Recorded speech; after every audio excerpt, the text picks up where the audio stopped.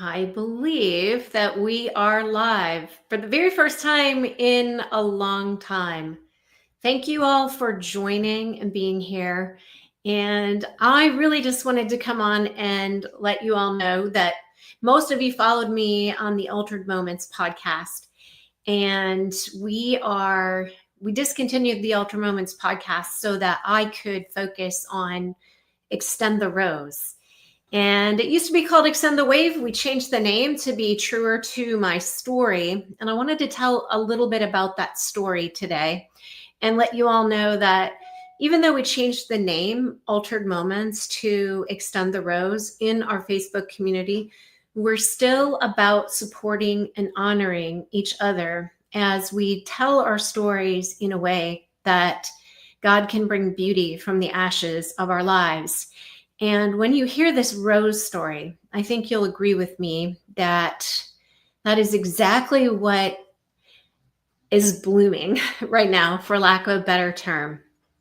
So let me tell you about a rose, one rose that literally changed my life and is now going to grow into 28 million roses. So way back in 1992, when my son Braden was born, he was actually born in December of 1991. I was given yellow roses when he was born, and he passed away, many of you know, a couple weeks later on January 7th, 1992. And in his memory, I planted a yellow sweetheart rose bush outside my front door in San Diego. And I did that because my empty arms and hands needed something to nurture. And all the love that should have been poured into that little boy who was no longer here got poured into a yellow rose bush. And despite my best efforts, that yellow rose bush just didn't bloom. And so I nicknamed it Charlie Brown. And I kept watching it and watering it and looking at it and hoping for a bloom. And then literally a couple months actually into it, in late April, I noticed that there was a teeny tiny green bud on that rose bush. And I was very excited. I watched it and I watched it and I watched it and I watched it. And I'll be darned if that rose did not bloom on Mother's Day. Literally, the first rose that it gave me was on Mother's Day. And it was a really hard Mother's Day that year because the world didn't know how or what to call me. Was I a mother? I was a mother, even though my baby was in heaven. But the world did not know what to do with me that year. But God knew what to do with me that year. He gave me that beautiful yellow rose to tell me that he saw me and he cared. And then a couple weeks later, the day before Father's Day, this second rose bloomed. And I clipped it and I put it in the refrigerator. And on Father's Day, I brought it out of the refrigerator and gave it to my husband. And we both just looked at that rose and wept. And we knew that God was sending us a message that we were seen, heard, celebrated as parents, and loved deeply. So fast forward now a couple of years, I had gone through 3 miscarriages, and then I ended up pregnant with my daughter, Victoria, and we were advised to do prenatal testing. We did prenatal testing on her at 35 weeks, and the prenatal testing revealed that she was going to be born without citrullinemia. And we were ecstatic and elated. And even Charlie Brown got in on the celebration, and there was a tiny bud on that rose bush just before her due date. And I joked and laughed and said, oh my gosh, that rose will bloom on Tori's birthday. We already knew she was Tori, Victoria. And as my belly grew bigger, I wanted to go out into the yard and put the hairdryer on the rose so that it would open so that I could have the baby. And then November 19th came and Victoria was born, but Charlie Brown didn't bloom. We brought Victoria home from the hospital on a Saturday. And on Tuesday, I called to find out the results of her backup tests, and the lab informed us that her prenatal testing had been in error and that she actually did have citrullinemia. We got her into the ICU immediately, and they started treatment, and they told me that she wouldn't live a week. And it was absolutely devastating. But while we were in the ICU, we did learn that it would be possible to try to treat citrullinemia with a low protein diet and medications every 6 hours and a very limited diet. And so we were hopeful. And we learned how to give Victoria the medications and the specialized food that she needed. And we were discharged. And after 11 days in the ICU, we got to bring our daughter home. And do you know that yellow rose bloomed that day? It was crazy. And so that one yellow rose has now become Extend the Rose. All of you know, if you've watched the Altered Moments podcasts, that my calling is to show mercy to those who are wavering in their faith, because I'm a person who has wavered in my faith greatly. And now with Extend the Rose, we get to extend that one little yellow rose out to children and families in the hospital. So that is our plan and our goal. Right now, we've launched our website. It is down in the corner here. You can see it. It's extendtherose.org. If you haven't seen it, please just go on there, check it out, sign up to get our email newsletters, and be part of it. You can be part of it in so many ways. And we've got all of those ways listed on the website, but some amazing things that are coming up with Extend the Rose. We have 3 core principles. They're visibility, voice, and victory. And visibility, voice, and victory are our core principles so that we can tell people and communicate with people, children and families in the hospital, that they are seen, heard, and celebrated.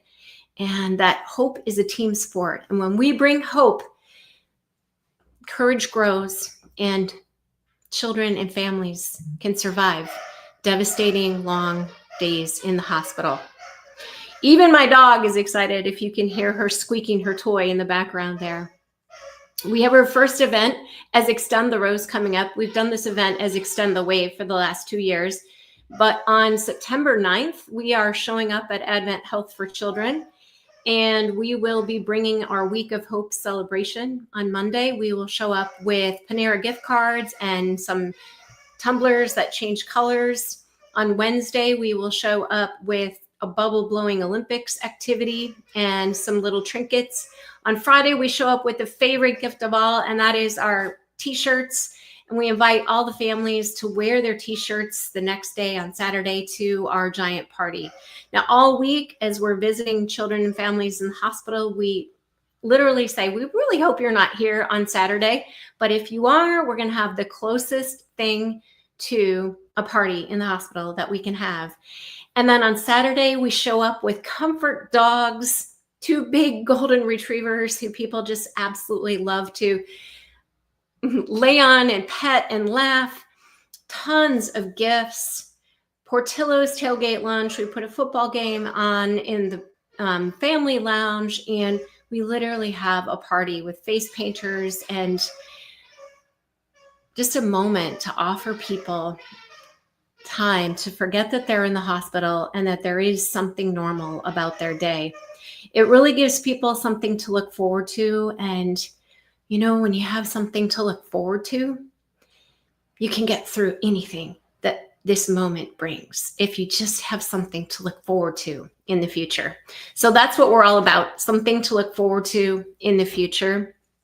We have some amazing technology coming, and we're raising funding for that technology right now. But the two things I'm most excited about, actually there's three, maybe more, but our photo booth project. This is really, really cool. We are developing an app that will take a picture of a kid in the hospital. And then when the kid gets their picture, it is going to have an athlete or a celebrity's photo overlaid on top of the kid's photo. So the kid's going to be photobombed by somebody famous. And then after that, the child is going to receive a personalized video that says, I just photobombed your photo because I want you to know I'm cheering for you, I care for you, and never give up. And so that kid is going to have a celebrity photobombed photo with the celebrity speaking directly to him saying, never give up. So that is our photo booth project, and we are in development with that right now. And then our other big technology piece that I'm really excited about as well is our Roar Gallery. And the Roar Gallery was born out of another really huge development. Extend the Rose is going to be in the Rose Parade on January 1st, 2027. And I'm very excited about that. Our One Rose is going to be seen by 28 million people on New Year's Day, 2027. And Katy Perry has given us written permission to use her song Roar as the theme of our float in the Rose Parade. So in response to that, we are building a Roar Gallery. And the Roar Gallery is going to be just that, a gallery where it's pictures of children roaring. And what is a roar? So as you know, when you're in the hospital, there's a lot of bad days, but every once in a while, there's a good moment too. And we're going to capture those good moments. So when a child has a good moment, he's going to upload his roar onto a video. And we're going to upload that roar into our gallery. And optionally, the parent can write, we roared today because. And then that way, when people view the Roar Gallery, we can all celebrate the victories of these children. And, you know, even though my son Braden passed away, I thought about this a lot. Even though he passed away, there was a moment that I remember where when he was in the hospital, he was able to get off the vent briefly, and we thought that we were having an upturn in his disease management. And I remember that day like it was yesterday. And that day we would have roared. And I would have absolutely loved if we could have roared with him on camera, and that roar would live forever in a Roar Gallery. So stay tuned, because we are on a mission to gather 1 million roars. And I cannot wait to share all those roars with everyone. That makes me cry. Okay, as you can see, there are a ton of projects and a lot of work on the horizon. Check out our website, extendtherose.org, and sign up for our monthly newsletters and ask us for the email of all the specific ways you can help. You can help us engage in our social media. You can forward our newsletters to people who may be interested. You can help us grow this movement. That's what we need right now. We need more eyes, and getting eyes on this movement doesn't cost anything. So forward this broadcast out, forward out our emails, like and follow us on social media, and bring other people into our social media pages, because Extend the Rose is going to be seen by 28 million people on New Year's Day 2027. And when that day happens, we are going to bring tons of children and families with us. And I just can't wait for them to have that moment. So we have a ton to look forward to, which keeps us going in this moment here. And I am so grateful that you listened and you followed today with my bumbling message. But it really is heartfelt, and genuine. And I cannot wait for all that's going to happen. We're going to keep you posted every Friday at noon with just quick updates. So find us now at extendtherose.org, and we will see you next Friday. Thanks, everybody.